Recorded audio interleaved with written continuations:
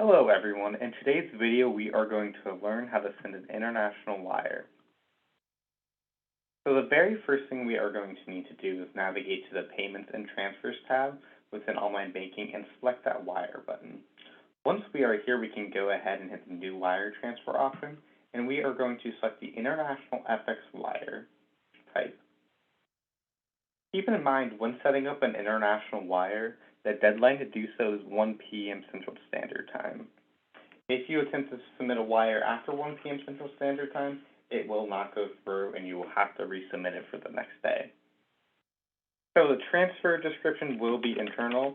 You can go ahead and enter what suits you guys best here. I'm going to go ahead and enter test. Now to enter an FX contract, you are going to need to hit this new option right here. Then it's going to load up the FX contract information.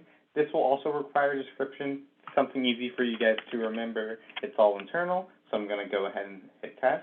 Then we are going to need to select the currency we are sending. We are just going to keep it as USD, but you're going to notice here in the beneficiary delivery date, it will autofill to what it is going to send as.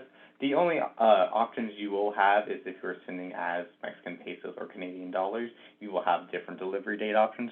Everything else should default to 2 business days. Then we can either convert to USD to the foreign contract or from the foreign currency to USD.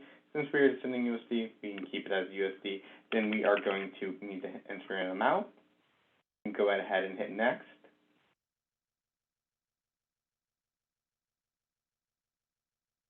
Once this does load up, it's going to tell you all the information you entered. Then you have a minute or so to accept the contract. Since we are not actually entering the contract, we are going to go ahead and decline it. Now, if we did complete the contract, we would have a drop-down here, auto-select that contract. Now we need to enter the SWIFT code of the receiving institution. Once you do that, it is going to autofill the country the SWIFT code belongs to. We went ahead and entered Canadian SWIFT code, so we are going to need to enter the following information. The transit code will only be required by Canada. This is something that you should be given with the wire instructions. Different countries have different requirements, such as Canada does require that transit code. China requires contact information for the beneficiary. It just depends. And once you select the SWIFT code of that country, it will give you new tabs if a new information is required. Then we are going to need to go ahead and enter the bank the funds are being sent to, the Bank of Montreal. We are going to need to enter the address of that bank.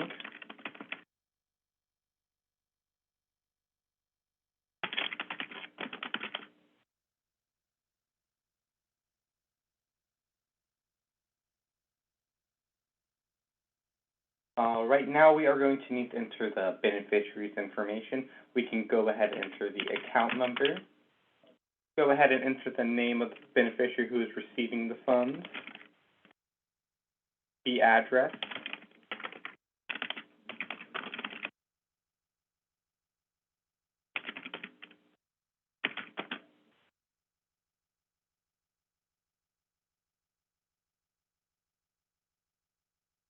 then we are going to need to select the country they reside in. If they live in Canada, we can go ahead and enter Canada. Then we are going to need to verify all this information to make sure it looks correct. The message to the beneficiary is just a message you are sending to the beneficiary. This is not required for you to enter, so we are not going to enter anything here.